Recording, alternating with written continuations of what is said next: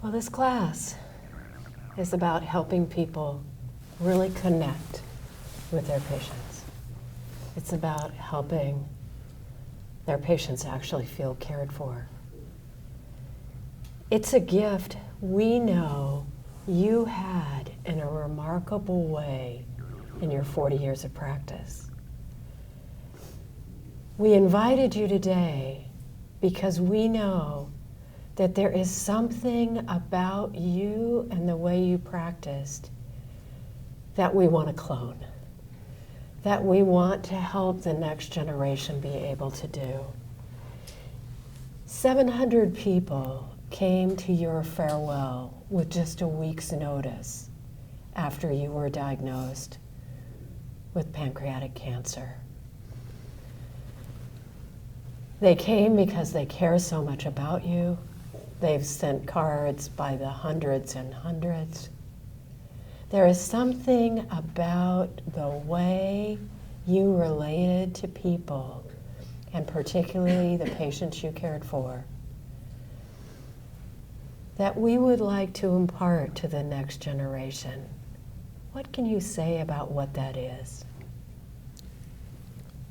Well, each of us as a physician, we are not fully able to see ourselves. I mean, I know there's a lot of teaching and videotaping of patient-doctor relationships, etc.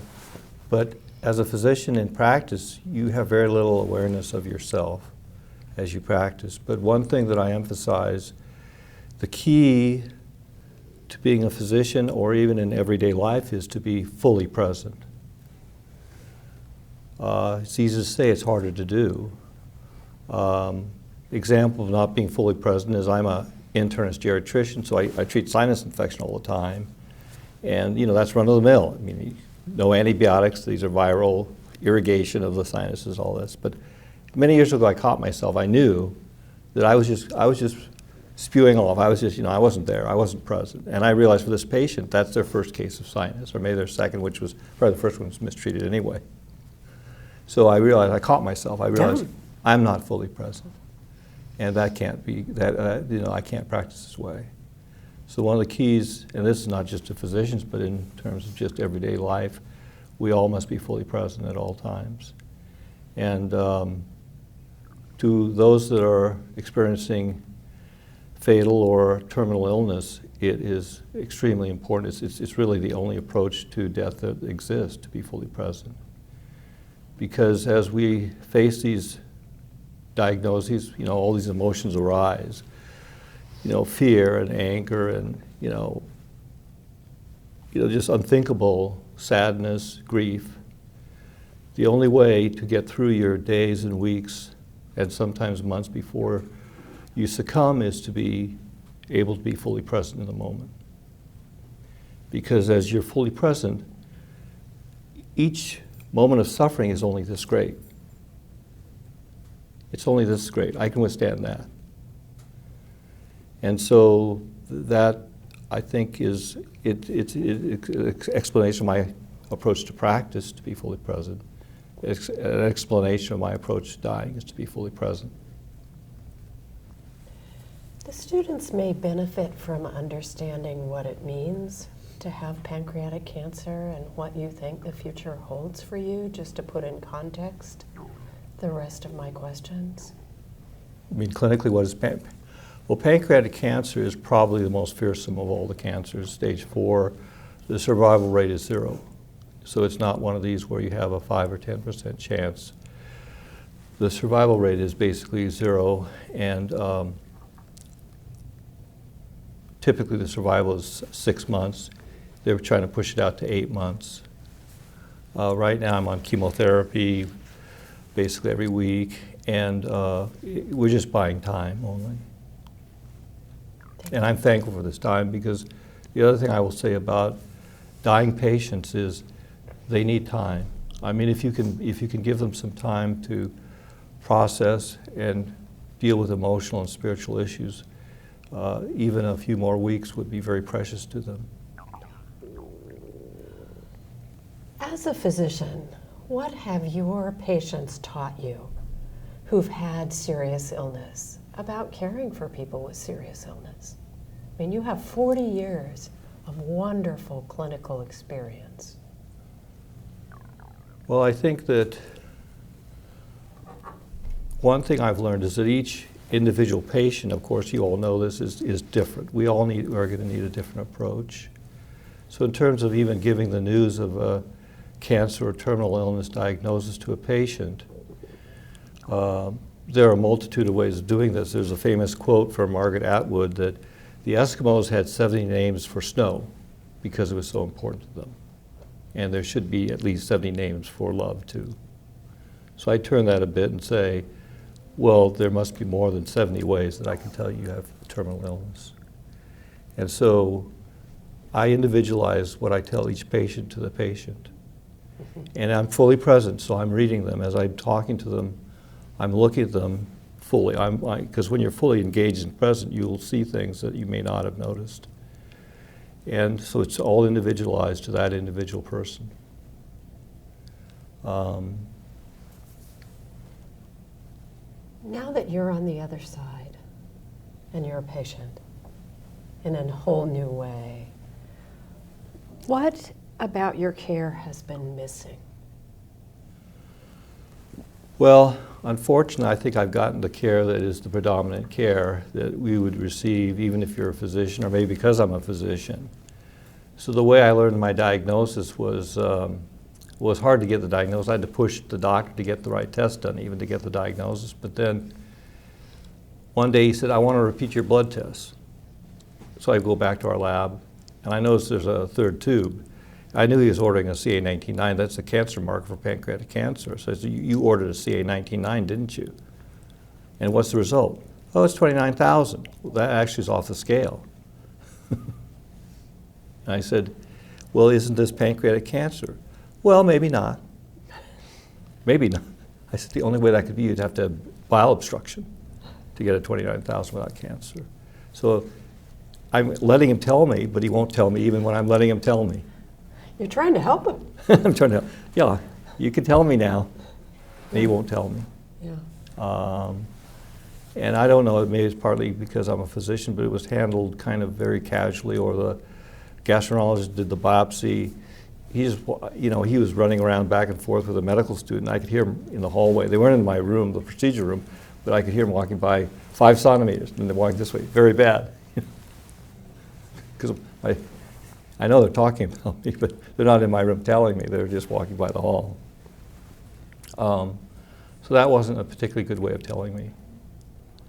And then my oncologist, again, unfortunately, some oncologists are more technicians. He's, at his computer for 5 minutes, and that's my visit. He's never asked me how I'm really doing. I mean, really doing, which I would do, frankly. Not necessarily every visit, but I would certainly ask a patient, how are you really doing? How are you doing emotionally, spiritually? How are you coping with this? What do you really, because the science we have down, you're going to get these standard chemotherapy, we're going to track this, CT scans, it's all pretty standard. But he has never asked me once as to what I really feel or how I'm doing. Physically, yes, what are your side effects? And I tell him I got diarrhea and a rash and drug fever and all this stuff, but that doesn't matter, not to me. I would much prefer that you ask, how are you really doing? What have you learned about serious illness yourself since you've been ill? Well, obviously that it can strike any of us at any time. I was practicing full time. I had no idea that something would happen to me. I was thinking I'd retire one day, and retirement came prematurely, or it came without my consent. But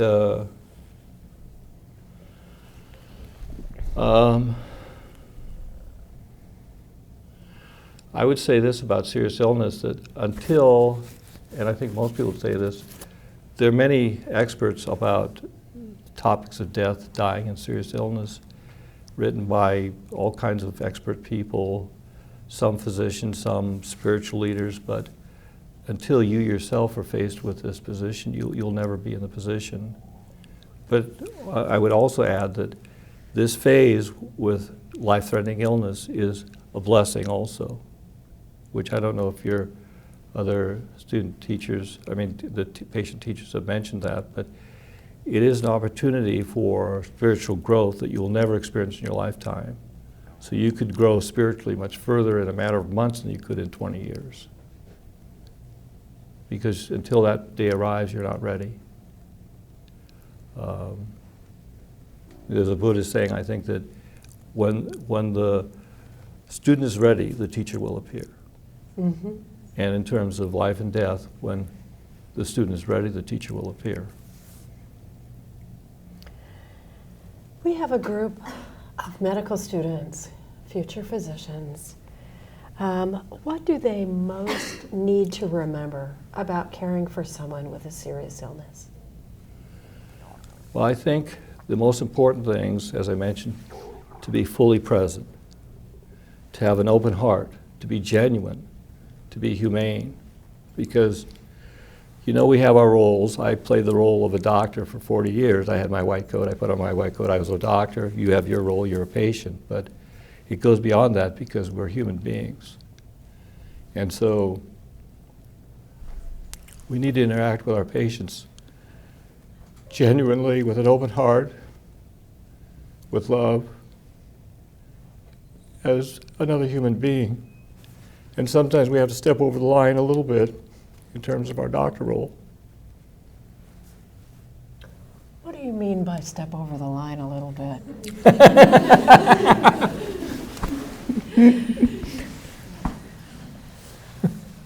Well, you can do things and say things that you wouldn't, if you're restricted to that white coat. Yeah. You know, don't take off your white coat, but And you can hug somebody. yes. Hugs are always good. Are there questions that you have for Dr. Naito? He has indicated that he really, really wants to help you be the best physicians you can be. Our generation is aching to be more like you. How can we best carry on your legacy? Well, in my own case, I think I took the hard road, meaning whatever I learned, whatever wisdom I gleaned over 40 years, I learned year by year, slowly and painfully. And I think that that's why this OHSU program I applauded. But I think that all physicians, I was telling Alyssa, we all need mentors every step of the way.